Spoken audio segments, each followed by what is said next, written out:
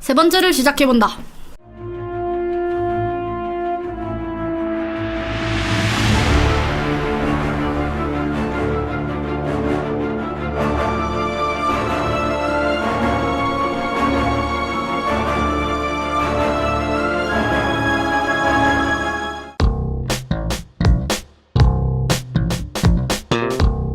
안녕하세요 사랑하는 시청자 여러분들, 반갑습니다.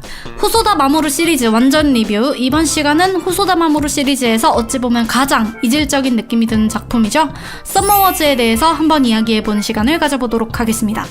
사실 그다지 크게 뭔가 말할 게 많은 작품은 아닌지라 이번 시간은 가볍게 진행할 수 있을 것 같아요.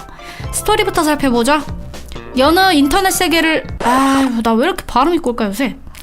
여느 인터넷 세계를 다루는 작품들과 다를 바 없이 작품의 시작은 가상세계에 대한 설명으로 이루어져 있습니다.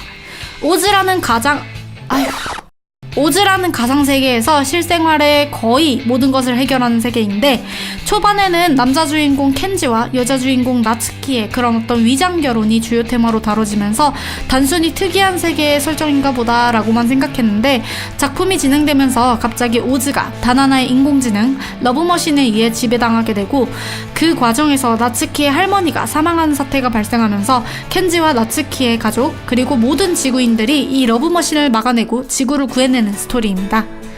감독의 전작 디지몬 어드벤처 극장판 우리들의 워게임과 상당히 유사한 플롯을 지니고 있죠. 우리들의 워게임이 몇십 년이 지난 아직까지도 디지몬 최고의 극장판으로 남아있을 정도로 굉장한 완성도를 자랑한 작품이라 스토리가 아까울 법도 하죠. 가장 먼저 언급할 것은 역시 썸머워즈는 호소다 마모루 작품 중 가장 이질적인 작품이라는 점이죠. 호소다 마모루의 작품들은 성장이라는 메시지를 항상 갖고 있습니다. 시간을 달리는 소녀의 마코토의 성장, 늑대 아이에서의 하나의 성장, 혹은 유키와 아메의 성장, 괴물의 아이에서의 렌과 쿠마테츠의 성장, 모두 인물들이 작품 전과 후를 비교했을 때 사건을 통해 확실히 한 단계 성장했구나 라는 것을 느낄 수 있는데, 이 작품은 오히려 이미 주인공 측은 뭔가 완전한 전력을 갖추고 있는데 적에게 이리저리 휘둘리다가 결국 정신 차리고 확실히 끝내는 그런 느낌으로 스토리가 전개됩니다. 원래 없었던 것이 생기는 게 아니라 원래 갖고 있던 것을 챙기지 못하다가 챙기는 그런 느낌이죠. 그런 어떤 성장 대신에 썸머워즈는 가족주의, 공동체주의에 대한 찬사를 마음껏 발산합니다.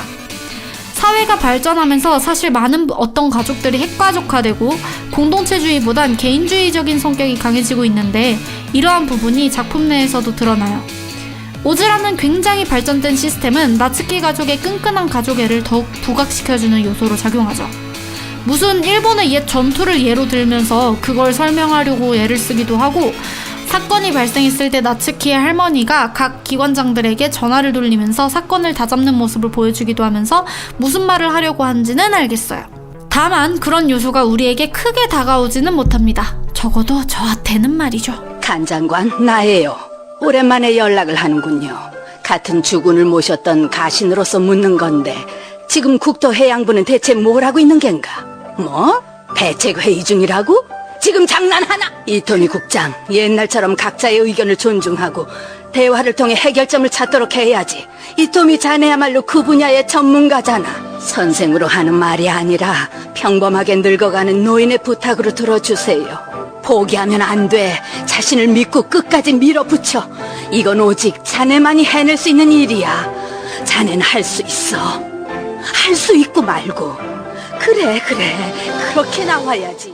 일본의 그런 어떤 정치에 대한 부분이 그런 한 가문에 좌지우지된 스타일인지 어떤지는 모르겠습니다만, 그걸 우리 같은 해외 사람들은 모르니까 그 장면에서 벙 찌게 될 수밖에 없는 거죠. 게다가 가장 안 좋은 형태의 조언들만 일삼습니다. 대화를 통해 사건을 해결해라. 너는 할 수 있다. 할 수 있고 말고. 이거를 지금 조언이라고 하는 겁니까?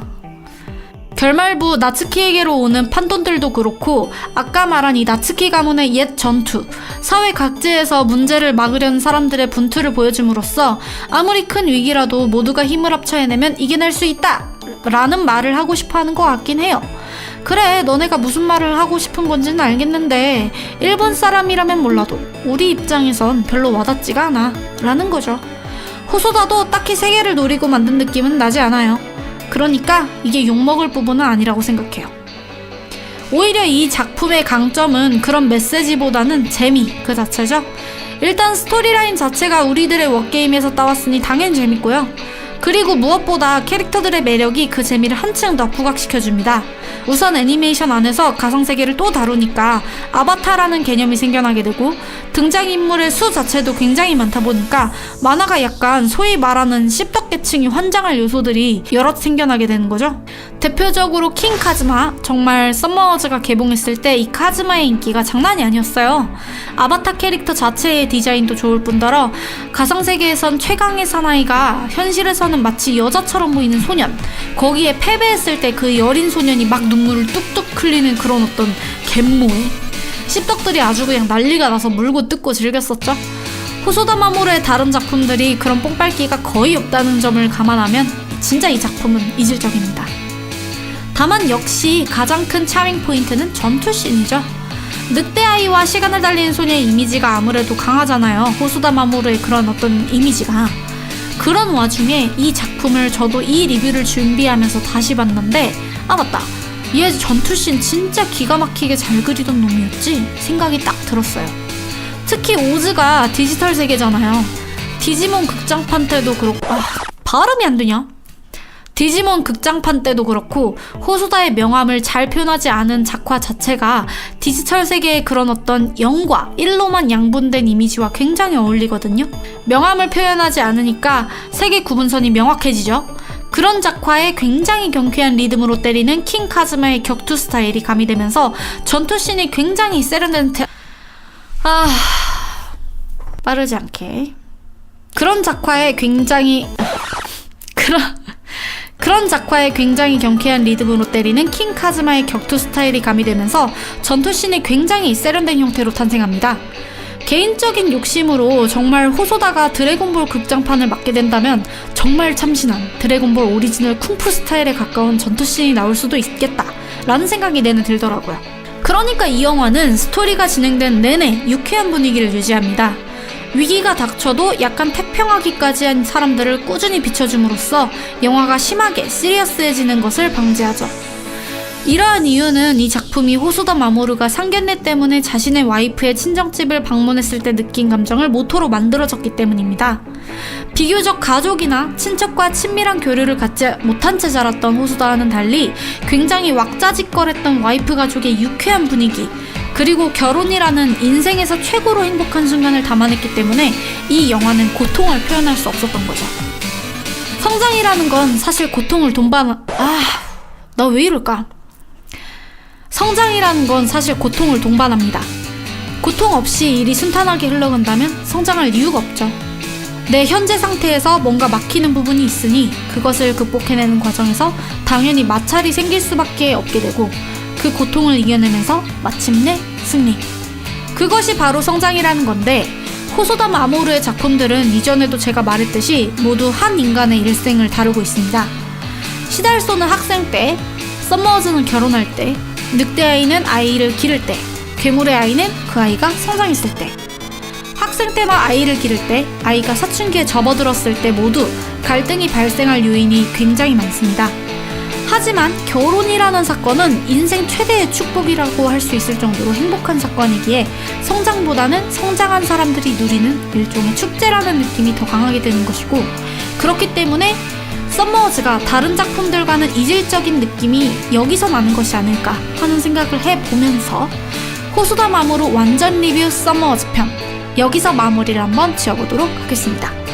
다음 시간 제가 진짜 정말 좋아하는 작품이죠. 늑대아이. 호소다 마모루 작품 중에서는 또 제가 최초로 극장에 가서 관람한 그런 영화인데 정말 명작이거든요. 한번 또 차근차근 이야기를 나눠보는 시간을 가져보도록 하겠습니다.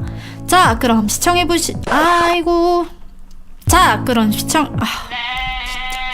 뇌가 퇴화하나봐. 자, 그럼 시청해주신 여러분들 모두 감사드리고 다음에 늑대아이 편으로 돌아오도록 하겠습니다.